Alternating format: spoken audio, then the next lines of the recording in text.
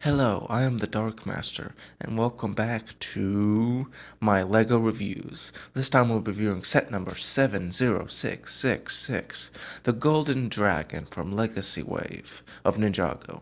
It comes with 3 minifigures and 179 pieces.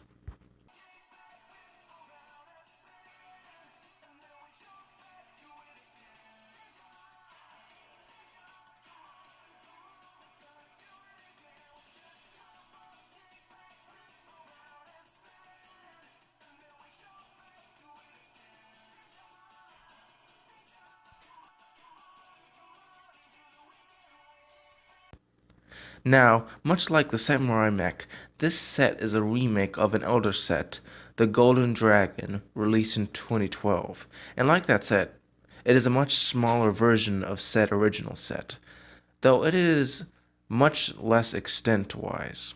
Sadly, I took apart my original Golden Dragon, so I'll just compare the head size to give you an idea of the shrinking involved. As you can tell, it's not nearly to the same extent that the remade Samurai X mech is. Back to the actual set, the 3 minifigures are Golden Ninja Lloyd, the Overlord, and a Stone Scout from the Stone Army. This is different from the original, which had a Stone Warrior as opposed to the Big Bat himself. Starting with Lloyd, he wears the new Ninja Hood released for the Legacy Wave. Like every new Ninja Hood piece, it's controversial. Critics claim it's too chunky.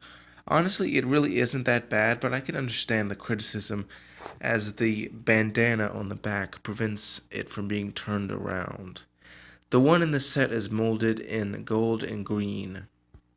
The face print I think is really good. The way the eyes are like exploding golden energy, it's really interesting, and it makes the green eyes more, I guess, accurate. The torso and leg printings I think work really well, though it is a little simple. The back printing is still a little weak to me, though to be honest, it is obscured by the bandana, so you don't really see it. Therefore, I don't think it's that big of an issue. The next minifigure is probably my favorite. It is the Overlord, originally released in the rebooted wave. However, this new version is better in almost every way. Starting with the face, the new Overlord's face is printed on a trans-purple head as opposed to a black head. Though, due to the helmet, it's not noticeable that it's actually translucent. And the new rotten teeth make him look very creepy. He wears a black samurai helmet, which, unlike the previous version, is composed of 2 pieces. I think it looks better, but I still like the old helmet piece, and I hope they don't stop using it.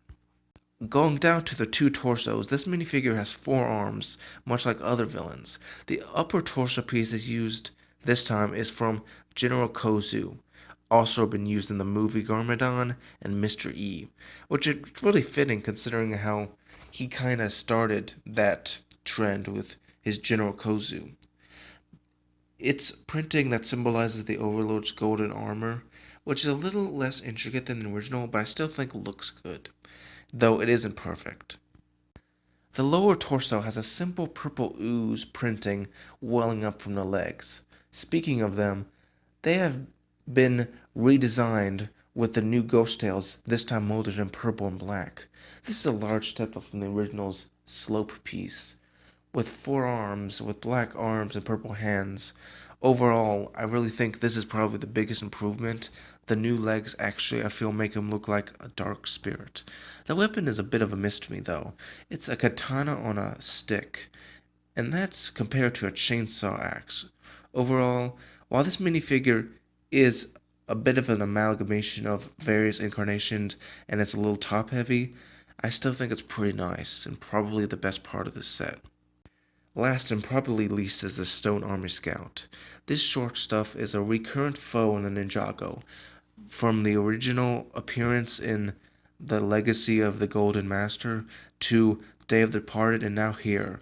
This time he has a brand new green face print which, while a bit odd with a new nose and black arrow and quiver, has also a new bamboo hat, which LEGO made for some reason in red, despite the fact that we already had a perfectly good bamboo hat. There's a lot of new additions to this, and it's kind of weird. But overall, it's a good army builder. As a guy with quite a few of these little munchkins, it's appreciated while unnecessary. It's not like in Day of the Departed where they reused the face print but in dark red.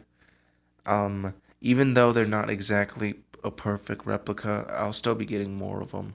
Definitely excellent army builders. The main build of the set is the Golden Dragon. Starting with the head, instead of the original's rubber head and green orb launcher, it is now a molded head in plastic, similar to the dinosaurs in LEGO's other themes. And it replaced the orb launcher with one of those stud shooters that everybody loves. It's a good compromise between brick built and the old heads because while I do think brick built heads are probably more fun to build, I don't think they quite capture the sleekness of dragons as opposed to ones with molded heads. Yeah, it's a bit ironic that the people who dislike molded heads love Bionicle, even though Bionicle is basically all molded pieces. The head is attached via a ball point in the back to a simple neck that gives it more articulation than the original, which lacked a neck. The torso is smaller and has a flag which looks nice, and a white saddle that really sticks out compared to the original. The torso actually uses quite a few cool pieces in gold, including gold bars, which I guess would make him rich. The arms and legs use the new ball joints that really enable superior articulation than the original, which merely had a pin, and thus the wings could only be rotated around, not really articulated well. The tail also employs these ball joints and thus has even more articulation than I would say the original, though this can be a little controversial. The feet are kind of inverted than the compared to the usual building, but I do think it still works. Overall, how is this set? Well, it's fantastic reboot of the original set. I think it's better than the Samurai Mech in that regard, as it still closely resembles the original. And definitely, I think, is worth the buy if you don't want to go out of your way to get the original. That's about it. Remember to subscribe for more LEGO reviews, and have a good day.